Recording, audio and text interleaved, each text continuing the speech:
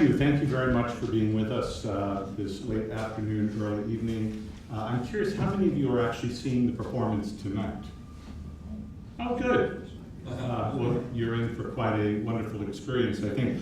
I do want to say that if you see me glancing down here at my wrist during this next hour, I'm not being rude or inconsiderate. I'm either checking the time or seeing how many steps I've walked today.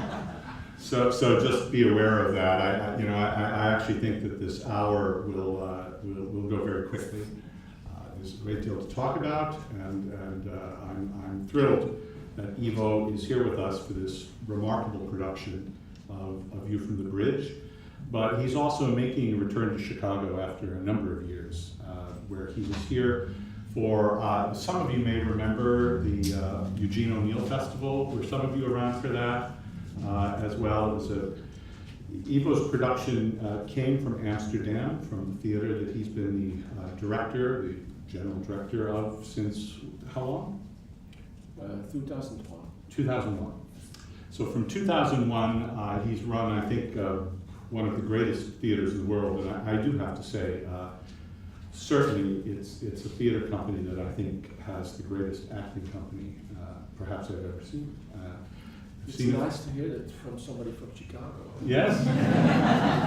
Well, we are an ensemble town.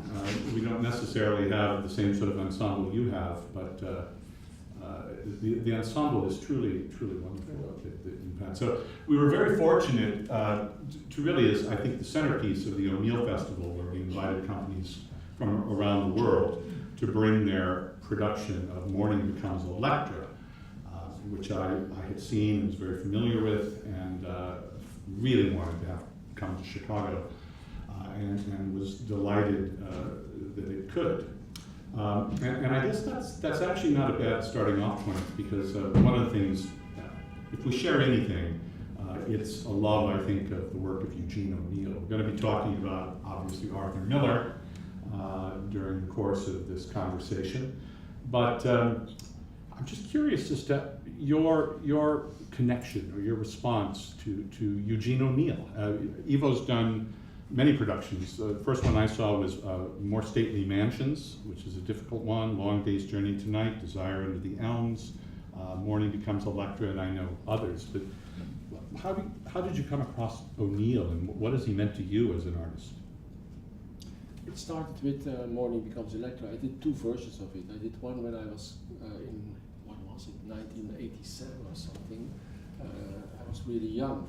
And that started because I knew that was an adaptation of the Oresteia, Aeschylus. Sorry. I'm sorry, we are Okay, you're good. Thank you. Are we loud enough? No. We're good? No. Can somebody bring up our volume?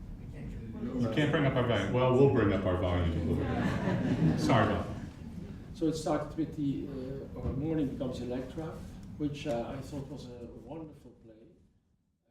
I did the first version, which was okay, but I was very young and I was not totally satisfied with it, so I revisited that in 2003, so almost 20 years after the first version, and that's the version that came to Chicago here, which was kind of extreme, because Civil War was there, but it was not situated in the era of the Civil War, so it was like kind of psychodrama, psychotherapy almost, on stage live, you could say. And so therefore I revisited it. He became a little bit my Shakespeare. I also did a lot of Shakespeare. I always have the urge every 3-4 years to do a Shakespeare play. I did all the tragedies by now.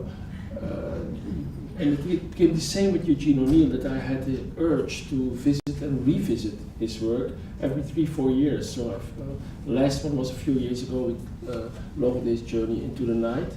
And it's because I think, well, Shakespeare is this ocean, is this huge landscape of power systems and love tragedies and whatnot. And Eugene O'Neill is, of course, these family dramas on a large scale, very personal for him, And that's what I like, because you feel that he writes all the dramas that he has written, that it's written with his own tears and his own blood. But it's really personal. But he has the talent of making the personal into something universal that we all relate to. And I think that's what I love. That's also what I start to love with Arthur Miller, which was a later love. I didn't like him that much in the early days, but we talk about that. We'll come to that a little bit later. Starting with the first love affairs. But Eugene, he was a real love affair immediately, you know, like that. And it's also because his plays are too much, it's over the top, the monologues are too long, so-called, you know, everything is too much. So as a director, you have really something to do. Yeah. You know, it's not like give it to an actor and it's done. You know, it's like it's great stuff for actors, but you really have to find also your own personal relationship to it. If you don't find that, leave it alone. Well, yes. I mean, about O'Neill, I can only agree that it's like climbing. Truly, it's a cliche, but an extraordinary mountain, and it has to be done with blood and guts and viscera. And unless it has that, there's really no reason for it. And it just is so extraordinary. But, you know, does that relate? I know that for me, I mean, unfortunately, O'Neill, one of the reasons I was drawn because of my own family connections. You know, it's universal, of course, but yet it's a turbulent family. All his work, you know, a lot of your work, it seems early on, there was family at the center of it. And I wonder, does it relate at all to your own sense of being a son or a brother or within an O'Neill landscape? I mean, you know, we think of O'Neill as, you know, you talked for a minute about the Civil War and the fact that This Morning Becomes Electra had nothing to do with the American Civil War. There was a psychodrama. Well, I think that's true of almost all your work. You boil it down sometimes out of the period into a psychodrama. Well, I take it out of the period anyway. I don't know about the other thing, but the way that I consider my theater almost as my diary. So I don't reflect too much on myself. You know, I think perhaps when one would look at all my plays, you could see who I was at when I was 20, or thought about the world when I was 20, and of course that changes all over the time. And it's true. In the 90s, I was really into family dramas, but that changed also because after 9/11 and after some other things that happened in the 21st century, my theater became much more about society and about power and about leadership and about themes that are not so much family drama anymore. Tonight, of course, it's family drama because A View from the Bridge is also about the family. But last year, for instance, at BAM, we played Kings of War, which was Henry V, Henry VI, and Richard III, about leadership. We did Roman tragedies, Coriolanus, Julius Caesar, and Antony and Cleopatra in the 6-hour ongoing show a few years ago. So We Will Come at the Fountainhead, and when I say it in America, everybody tries to kill me, but I did that a few years ago. So I became much more involved also in things that were not family drama the last decade. So that's a way of saying, don't talk to me about my family, right? So that's a pity for me now that you're not an interviewer. So normally they don't get it. Well, but there's certain interesting things. This may have occurred when you were young, or it may have occurred at some other point. But I'm always interested. Was there a moment in your life, perhaps when you were young, when something happened, some event, or seeing something that made you think, I want to make theater. I want to become a theater maker. A moment or something when you were young, within this family, within this world that you lived in. No, but that's perhaps why I make family dramas. I don't have the feeling that I really lived with my family, because when I was 11, I was sent, so-called, to a boarding school. So I spent my whole youth in a boarding school. Not because I was a bad boy, but it was very good, because it was a very good school, and I had a very good education over there. And I'm very happy that my parents sent me there, but that gives a kind of detachment. You know? Yeah. Of course, because since my 11th year, I'm not at home. I wasn't home anymore. I came home on a Sunday or a Saturday afternoon, and I was back on Sunday evening. You know, that's what it was like, which I'm very happy with afterwards, I must say. And there, my love for the theater, the birth was there.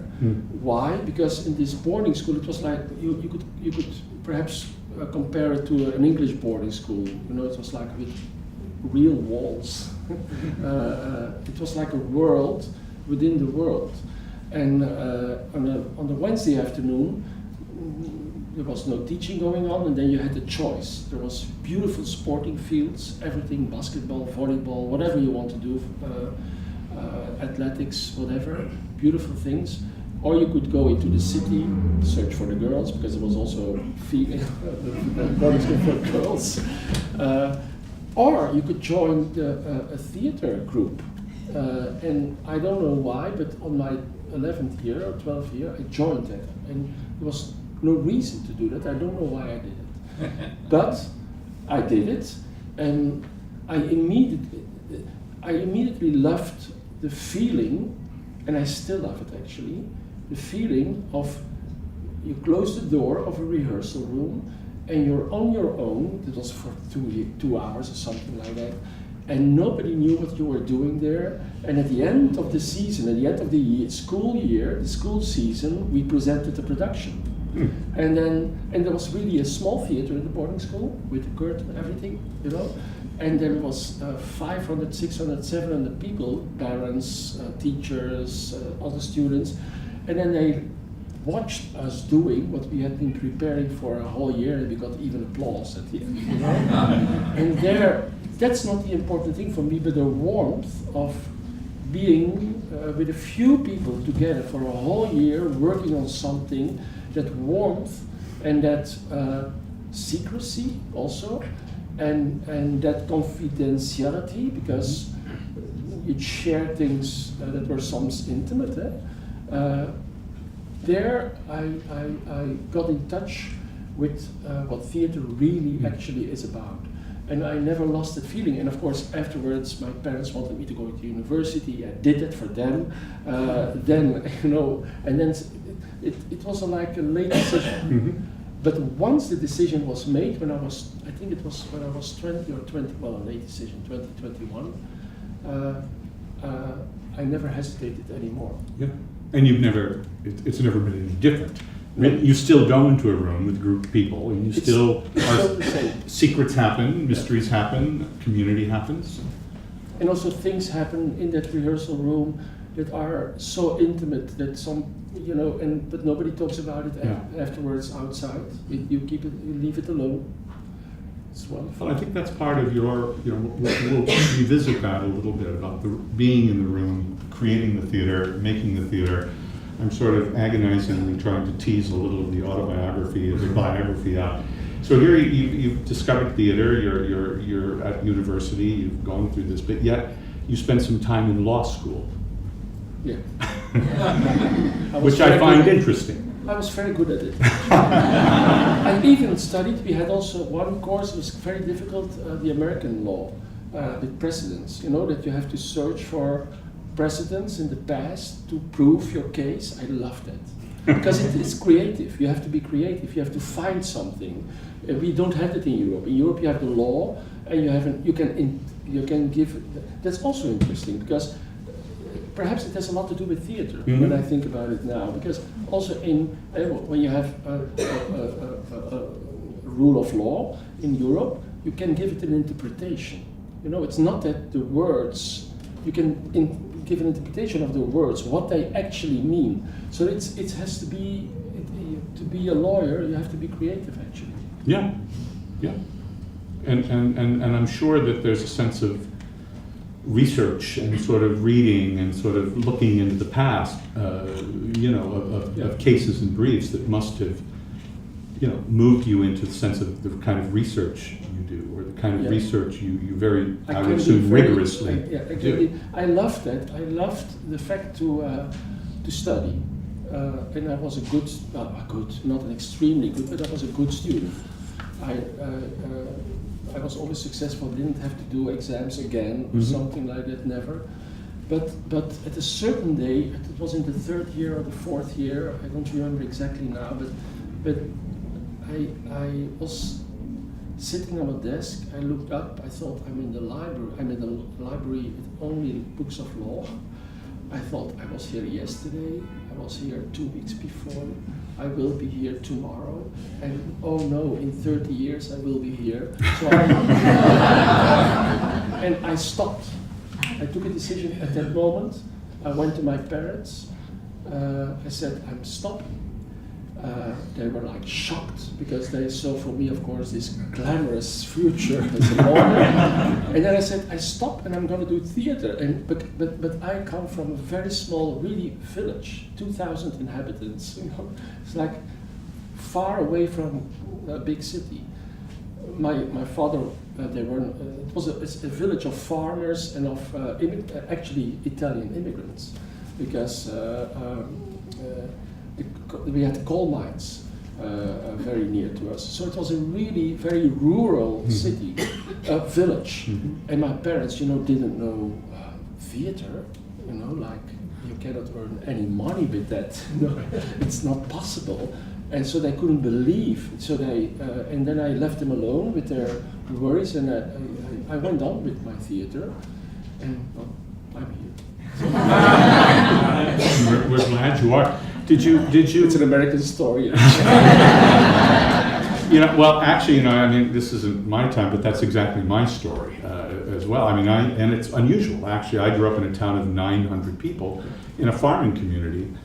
While my father was a New Yorker, everybody else in my family were farmers, and it was a farming community, and I had no exposure to the theater whatsoever, really, maybe one production before I was 13 or 14 years old.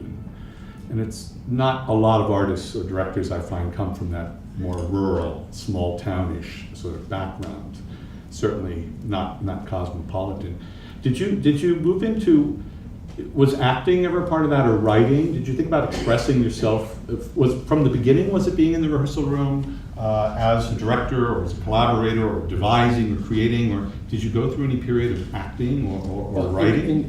In boarding school, of course, I was one of the actors, and at that moment I had this thing that I thought I was going to be an actor, but I never really deeply thought I was going to be an actor. And my first productions, my first 2 productions, I wrote myself. It's an exaggeration, because it was like 8 pages, the first one, and the second one was like 20. It was more like I needed something from myself to express myself, you could say. It was a scream, like here I am, this is me. No, I never considered myself nor as an actor, nor as an author, nor as a writer, and I always knew I was going to be the boss. It's most of your work is, it's not been, and I think this is part of the European tradition. I mean, the American theater is sort of far more, quite often directors make their reputations attached to new plays. And you look at somebody like, Kazan did not direct the first production of this, but so many of the productions that you've worked on, or I've worked on, were often directed by the great American director Elia Kazan, Tennessee Williams, such, making the reputation. But in Europe, more than here, reputations are made, or artists are able to explore classical work that you seem to have, as one would expect, found yourself not only through Shakespeare, through O'Neill, but everyone. The great writers have somehow. Do the plays come to you? Do you come to them? I mean, how does suddenly I know they come from all sorts of places, and probably even more now, for different reasons, relationships with people and theaters.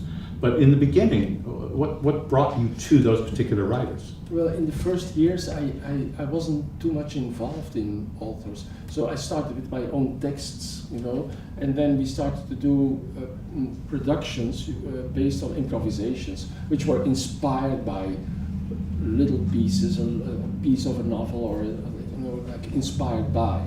But then, coincidentally, I was invited on.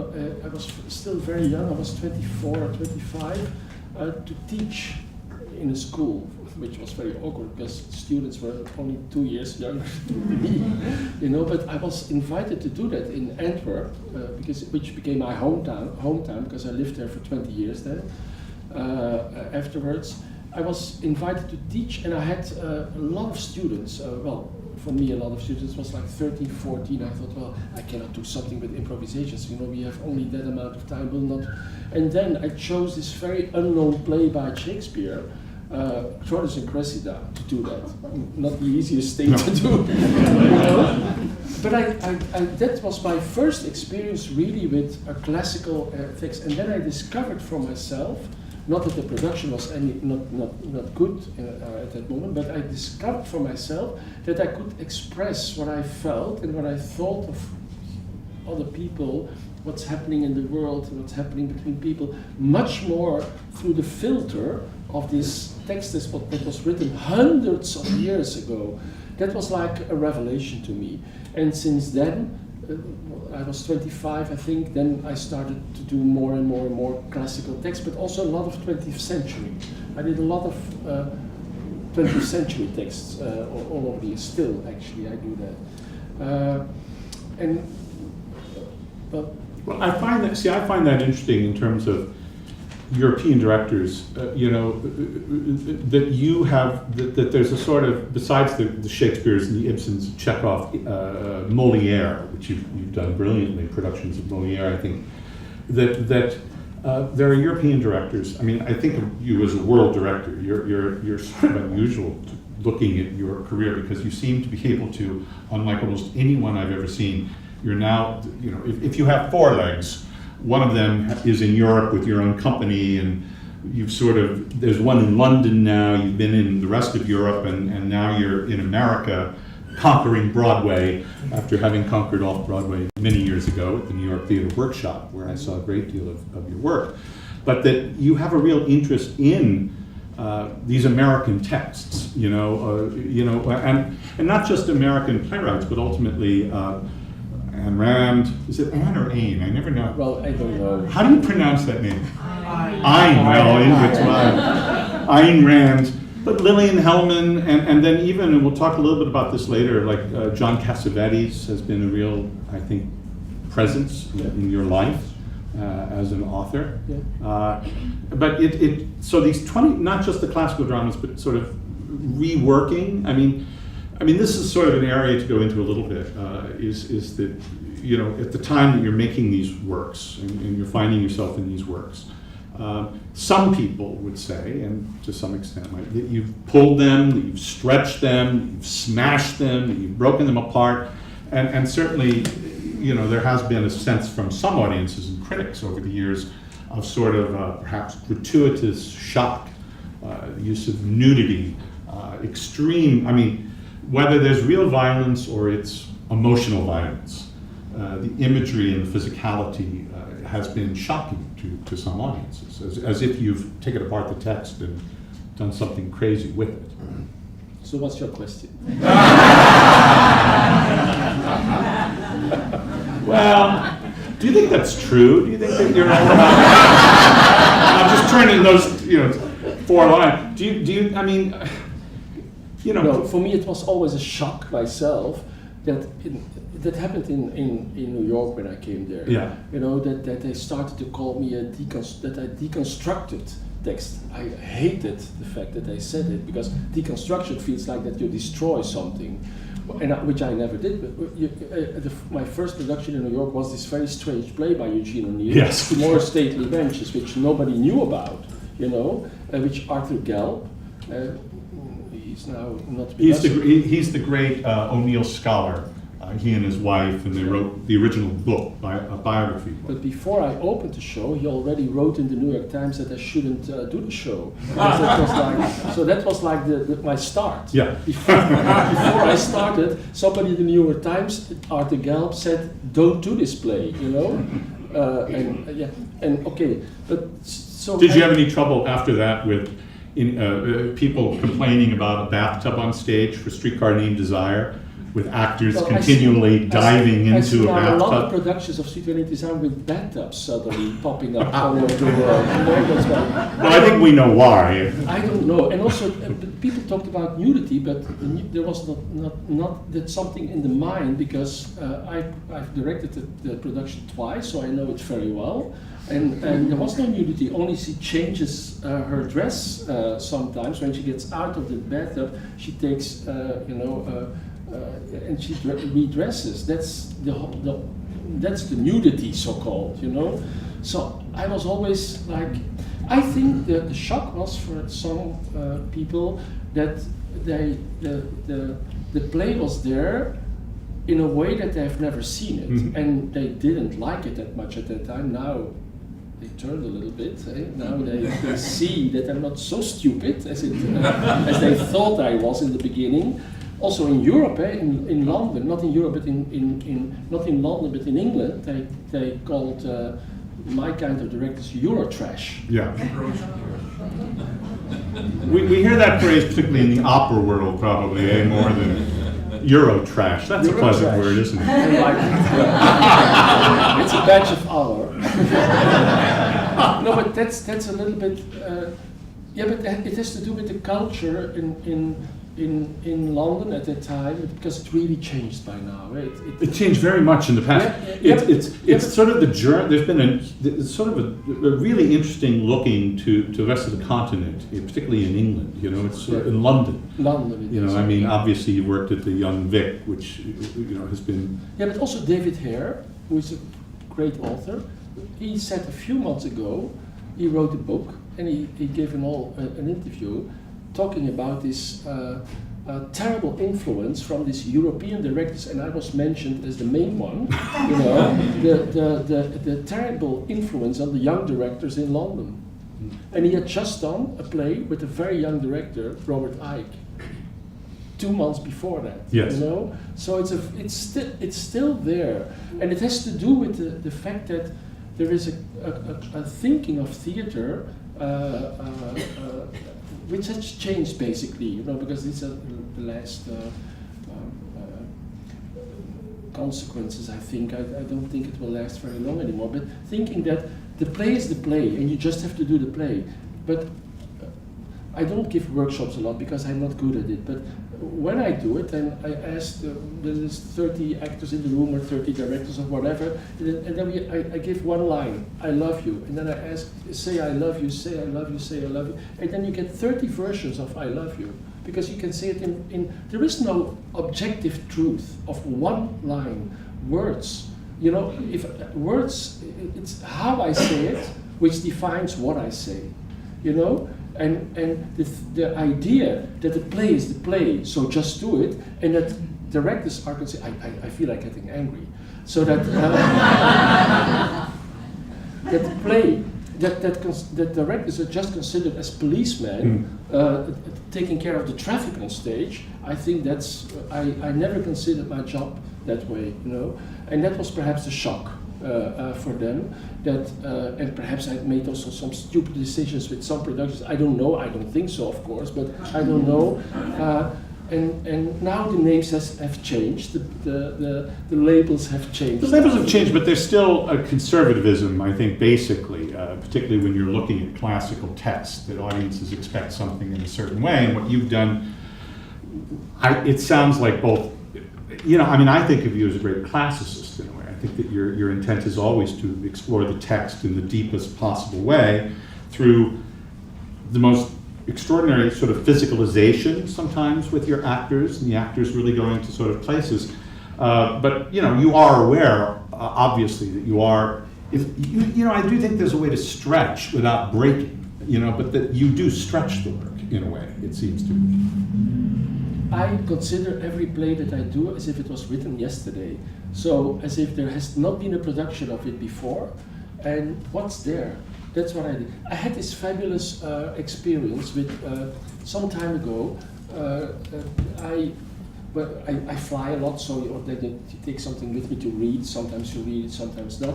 And I took with me Taming of the Shrew, a play that I thought was not of any interest to me because I'd seen productions and I thought, oh, why do it for me? And then I read it on the play, and after page 1, I couldn't stop. And I saw this very complicated and very strange relationship between a man and a woman, which was really extreme if you really read what Shakespeare has written. But there has been a cliche about, it's a little bit the same with Pygmalion. You know, we always think about My Fair Lady when we do Pygmalion. No, it's a dark play. It's a really dark play with what these two men do with this, well, anything. You know. So we have these preconceptions because that makes us secure. Mm-hmm. You know, we don't have to. But most of the texts really have a truth that's much deeper than the cliche. Streetcar Named Desire. When we think about Stanley, we think about Marlon Brando. You know, you see all versions of Marlon Brando, and Marlon Brando did a great job. But there is also another Stanley when you read the text, because Stanley is a Polish immigrant in the text. A Polish immigrant. It's not this, not by necessary this what Marlon Brando did. But you can't go in another direction. And I think that's what great plays, and I consider these American plays as really great plays. That's what they give us. It's open for interpretation. Well, let's go directly to this one, which obviously has been an enormous international success. Although I do think it's clearly it's simultaneously two things for me. It's an amazing work of directorial and design achievement as a sort of complete piece of theater. I mean, you'll be the judges of that later. This would be a very different conversation if we were talking after the performance. But also an environment that just gives actors an incredible, glorious opportunity to perform in the purest sense of actors. But you know, we've talked about Shakespeare a little bit. We've talked about these other great writers, the Greeks a little bit, and Eugene O'Neill and Tennessee Williams. But that brings us to Arthur Miller, and which is, in a way, one might say, a bit of an unusual fit. But how did you come to Arthur Miller, and what was your initial reaction to thinking about or approaching this play? Well, I actually was never so much interested in Arthur Miller, but that was also because I had a preconception about it. And I thought Arthur Miller was a political correct, like about good and evil, moralistic author. I came to him.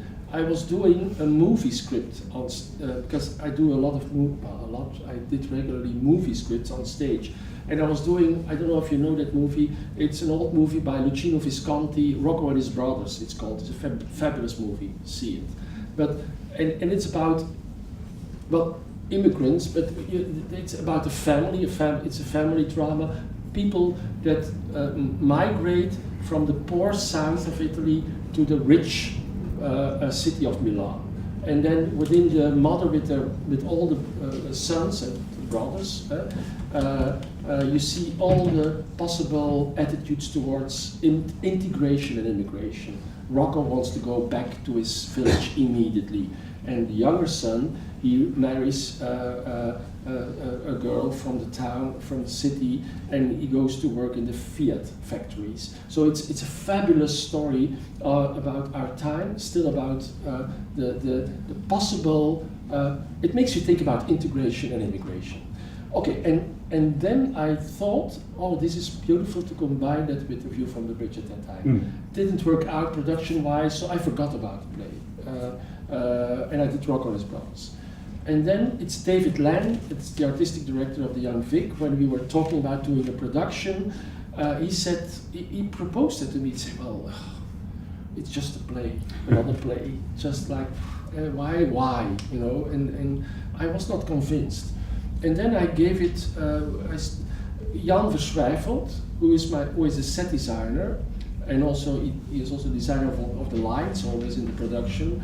And we have made together all our productions since we were 20. He's also your life partner. And he's my life partner. So it's been obviously a very long, close relationship. And he's always there. We decide together on what we do. And he read the play and he was in love with it. And we had really big fights about it. Oh, no, why do this? And he says, Ivo, trust me, you have to do this. And so I did it. I would bet that's not the first play he said that about. No, but it's also the opposite sometimes. Yeah. You know, that for yeah, well, but that's different stories.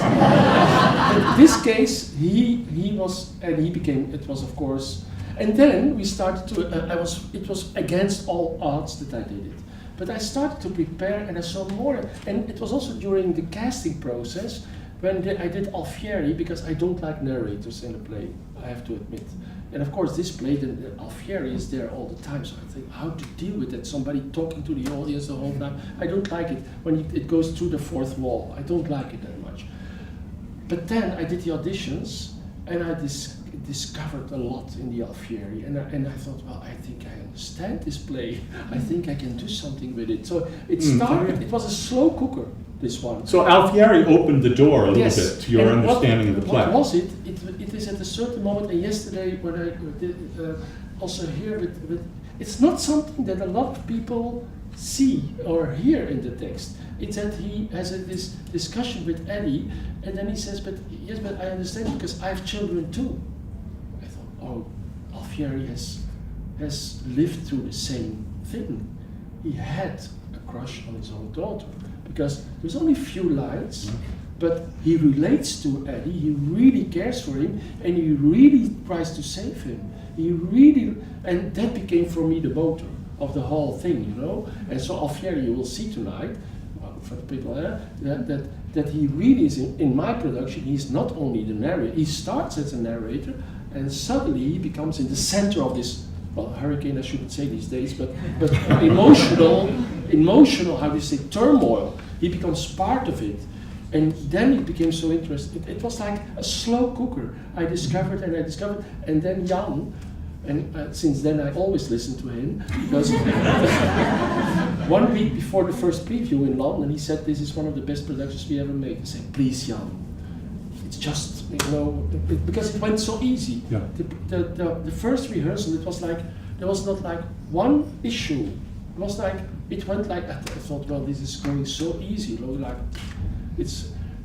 but it became like, yeah, we do it now for 3 years and a half. Yes. So It's, well, I so think that it's, since then I listen. it's sort of a perfect distillation of your work in a way, and I think it's accumulation, watching it as I have so much of your work, and I know that some of you know it and some of you don't know it, but you know, there's often in your work and some of your earlier work, and continue, every play is different, of course, you're responding as an artist and in collaboration beyond every different play. You're going to see this one, and I think it's, you've sort of thrown some of this out, that this play has none of, if you look at Arthur Miller's page where he describes this tenement or this small apartment, it's an Italian neighborhood, there are very Italian characters, there are Italian immigrants, there's kitchen tables, there are chairs, you know, there's a lot of stuff that Arthur Miller and actually any playwright would describe. But you tend to well, sometimes a production will have a lot of video, sometimes production will have a sort of grandness. I'm thinking about things like the Shakespeares, which are very large, almost installation works, immersive. But yet this one, you know, you'll see it, I don't want to spoil it, but it's a very severe, almost like no theater to me, like Japanese no. It's a box and the audience on two sides. And when you work with Jan, yeah, go ahead. You're gonna. It's just such fascinating design that you sort of arrived at this. It was inspired by Arthur Miller himself, because I discovered then later on that there were two versions of this play: the original one, and then the one that we play tonight. Text-wise, we play it. But I went to research the original one, and also what Arthur Miller has said about the original one. And well, a lot of things, but the thing that I for me became like an eye-opener, that he talked about it as a Greek tragedy, not a tale about Italian immigrants, a Greek tragedy. And what you see tonight is a Greek tragedy. So that's what I directed. So it was not my idea; it was the original idea of Arthur Miller. And it's a great director, but we have to blame Peter Brook, that this became this Italian immigrant drama, because he asked for a second version to explore the Italian atmosphere. He directed the original production? The second version. Oh, in London. In London. And that was the first time that it was done. if I'm right. I think I'm right. He asked for changes to Arthur Miller, and Arthur Miller did that. A few of the characters I skipped.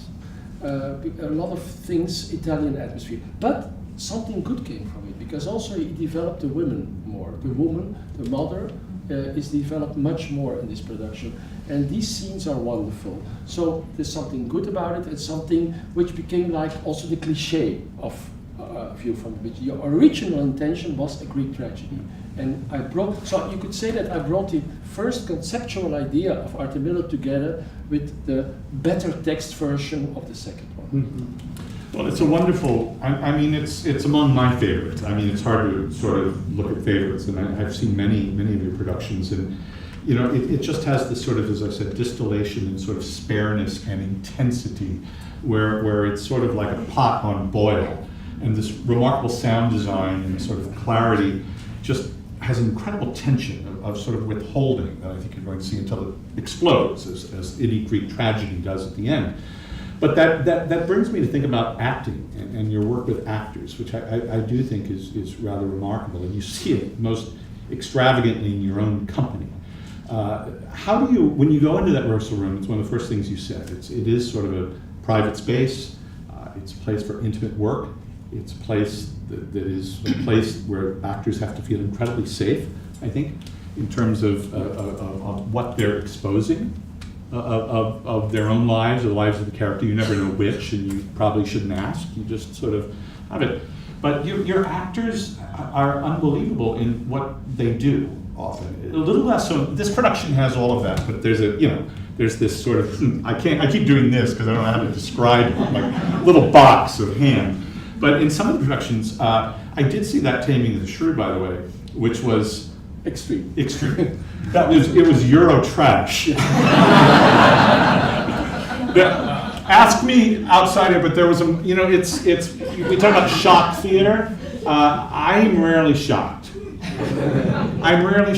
And so I actually go to the theater. When people say to me, oh, I was shocked, I'm like, well, Jesus, isn't that the purpose of theater, is to be awake in the world, awake in life, awake in the theater? But there was a moment, and you know what it was, where it was so shocking that it just did this. It just brought me so alert. And we won't go into that in elaboration, but there have been many other moments with those wonderful actors. It was Hans Kessling and brilliant, two of the greatest actors. But you're able to get these actors to throw themselves around, virtually hurt them.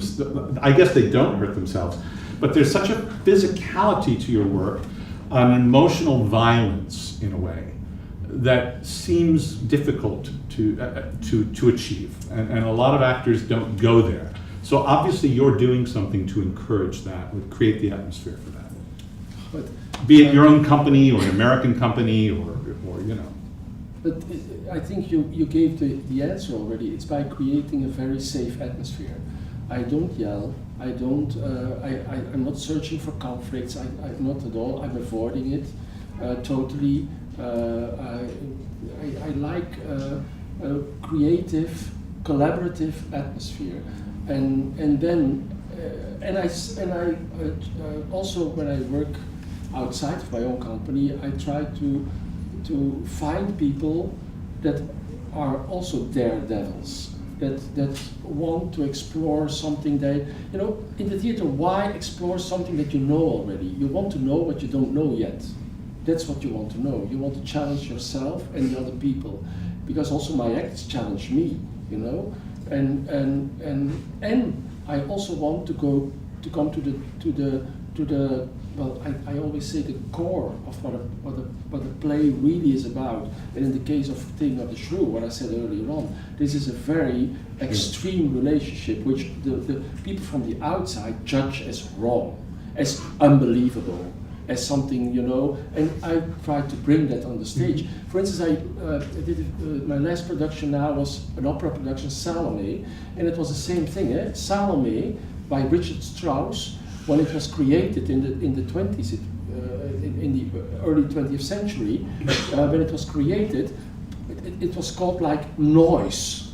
That's what I wrote about it, noise. Now it's considered a masterpiece, but it was noise. And of course, when she brought the head of Jokanaan, at the end it was like people were horrified by it. But now, when the head comes, we think, oh, the head's not well made this time.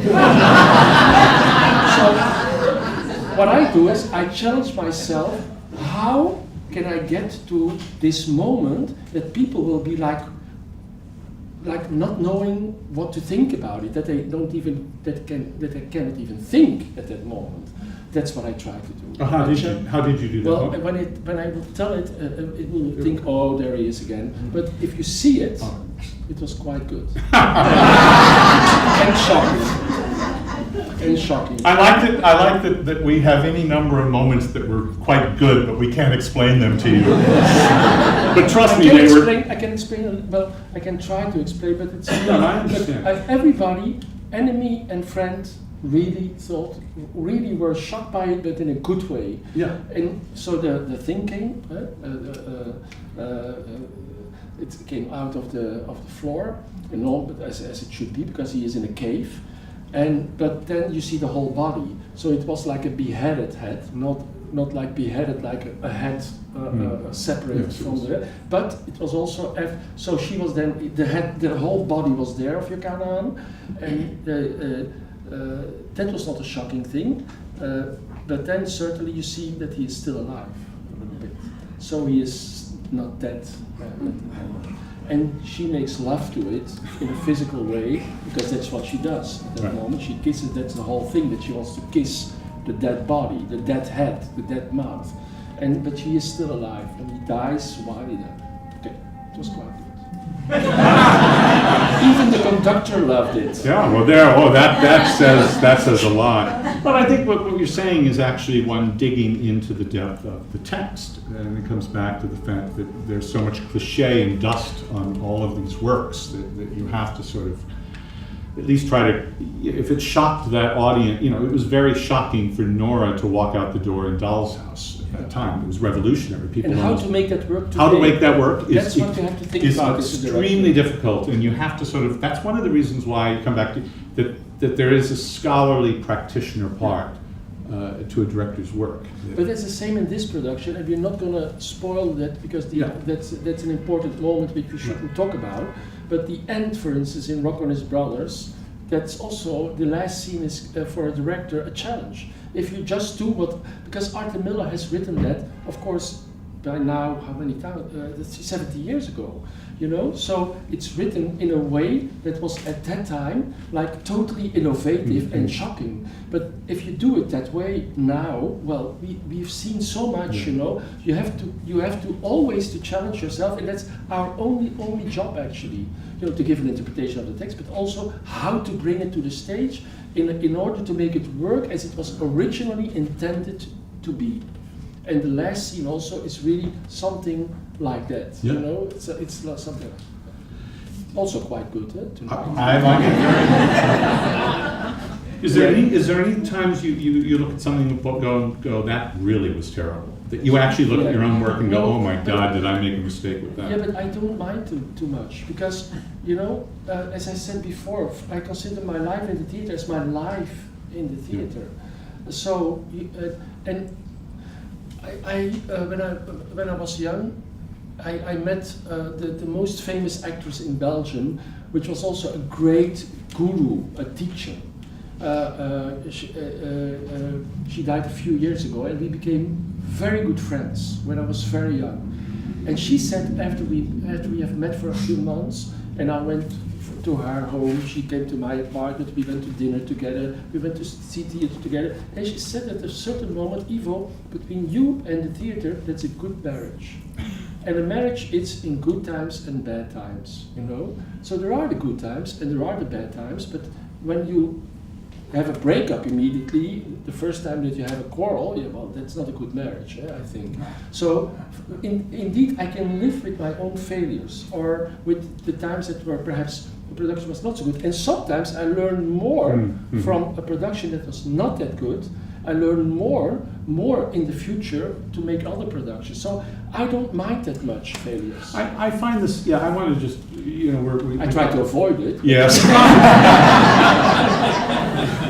Well, this is something, we've got a few more minutes, and I guess this is just sort of another director who's admired who's admired your work, and something that seems to be my observations, personally and professionally, I mean artistically, is that you have this, to me, remarkable life force, this flow of creativity and energy, of freedom, that is unusual for me to see in a theater artist, maybe any artist, whereby somehow you, and this is, there's a sort of fear does not seem to factor into a lot of your work, or maybe it's insecurity, but there's something, and I know that part of it, and I'm bringing Jan back in because he's such an integral part of the creation, I think, for the two of you, because the work is so melded together, and maybe it's together and certainly led by you, but there's a flow, an energy, a sort of confidence and faith that good or bad, you know what I'm saying. I find that, does fear stop you at any point in your work? No, and that has been always. Also, I'm not afraid of actors, for instance. A lot of directors are a bit afraid of actors. I never, also of singers, I'm not afraid. Whoever can, but it's not like that I'm cocky or macho, not at all actually, but I'm not afraid. Because I can give a good example, because I did a production with David Bowie, the last thing that he did. And so, he for me was my idol when I was a young boy and man, he was my idol. I have everything at home. So then you have to meet your idol. Well, if you can, and then in the plane towards, when I was flying to New York, I thought, well, tomorrow I'm meeting him at 10 o'clock in the morning, and Ivo is searching for a collaborator, not a groupie. That's what I was saying to me the whole time. And indeed, when I met him, but it was also because he was so relaxed about it, and he knew everything about me. Also, it was like, and then that went perfectly, because I was open, and I was talking about, I had a relationship also to him, quite quickly actually. So I wasn't afraid of him, or not.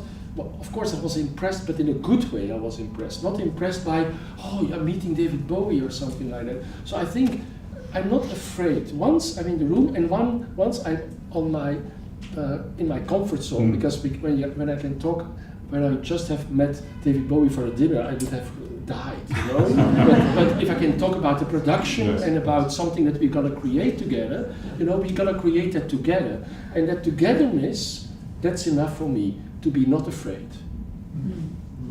Well, it's an extraordinary quality. I'm going to end this maybe on a quick little silly note, of course, but one of the old rules of the theater is never work with children or animals. I did both. You've done both, and mostly animals. Yeah, mostly animals, and I mean, let's look at how many sheep were in Kings of War. Actually, none, but you think they are there. I thought you had sheep. Yeah, but people think they are there, but they are not really there. But it was like a 50, 50 or 60, but it's a trick.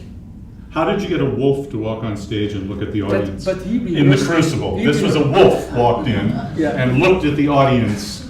You rehearsed him? Well, yes, but because I'm afraid of every animal. But really, I'm afraid. So I said what he has to do, and I stayed very far away. And someone else worked the wolf. But the most extreme thing was we did a production with a real Siberian tiger. And that's the largest species in the world. And I asked my actors, I was really young, I was 25 years old. He was in a cage, of course. And I asked my actors to put their hand into the cage and say, I'm not afraid. But I had asked, I wouldn't do that. I shouldn't tell it, and I wouldn't do that again. I asked the guy who was with the tiger just to poke him up a little bit before the court, because it was the beginning of the show. And so the tiger was like, and it's a real big thing, like in the cage, walking like really a little bit violent, but the actors had to do it because it was rehearsed. So one of the guys put his hand to the cage, and he said, "I'm not afraid." The tiger did, you know? That's that kind of things. The example I was thinking about, and you may remember this, was I had seen I had read actually an article about, I was preparing a production of Desire Under the Elms. Oh yeah. And I had read about Ivo's having cows on stage. But that was a great thing. That is a great thing. But why? Because we are farmers, so we come from a farmer community. So I knew, and all my friends were farmers, right? And so I spent a lot on the farms, and I was afraid of every animal. But I learned there, in a stable, it's calm. It's calm. And we brought, and these cows were treated really well by Jan. He made the stable on stage, but the cows came in always 2 hours before the show. Nobody was in the theater at that moment. They were there. We had a certain light. It was always the same thing, you know. And they were really calm. And we treated them not as circus animals, but really as cows. But at the end of the show, it was moving. So the cows sometimes went to lay down, but one cow was milked at the end. That was the end. That the old farmer stayed there, and life goes on with his cows.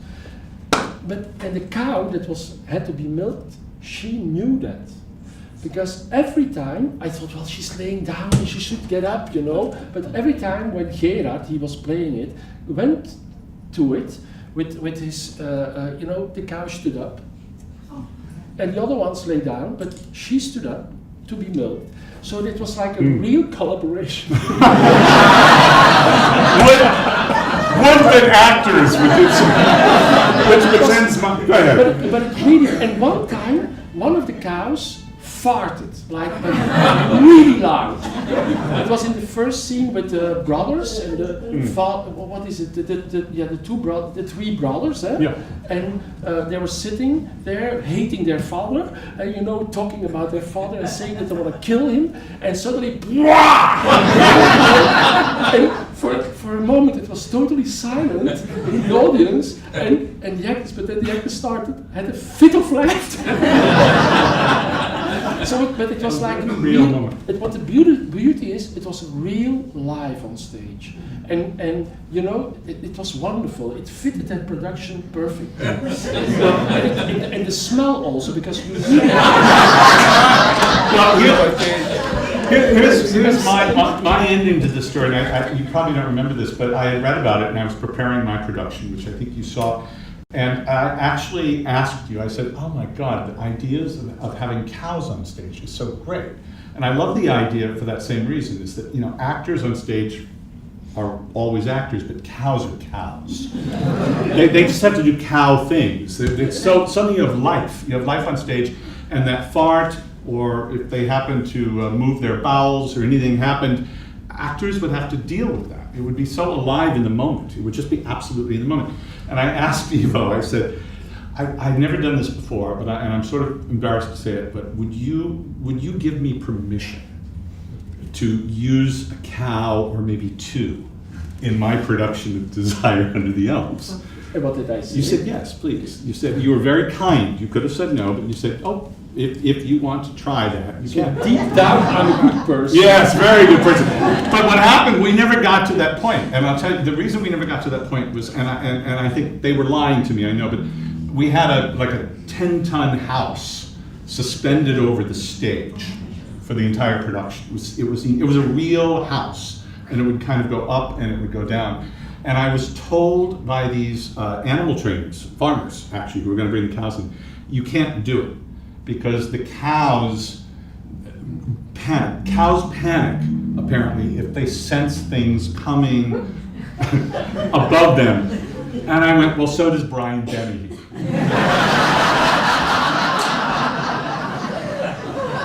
They had exactly the same relationship to being under a 10-ton house. So we did not do it. We've had a lovely hour. I want to thank Ivo for a wonderful conversation and a wonderful Thank you. Enjoy the show, and those of you that are not seeing it tonight, we look forward to seeing you at other performances. Thank you very much.